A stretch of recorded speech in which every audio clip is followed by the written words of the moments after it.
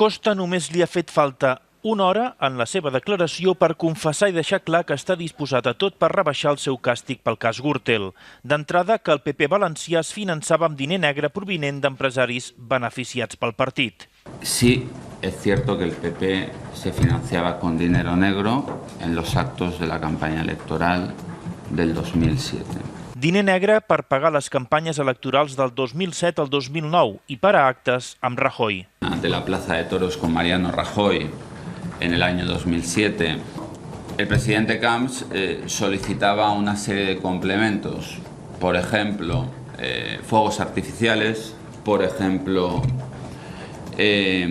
alguna pantalla adicional, pero esas cantidades fueron abonadas también con dinero opaco al fisco aportado por empresarios. Costa assenyala l'expresident Francisco Camps com el responsable de la trama.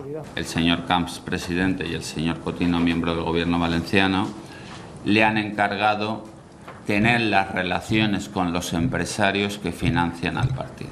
Acusacions al PP valencià i exculpant el PP estatal, incloent-hi Bárcenas. Y Luis Bárcenas, y creo recordar textualmente las frases, me dijo: eso es una práctica prohibida en el Partido Popular a nivel nacional y sería un filés a dos. I en la seva penitència ha demanat perdó.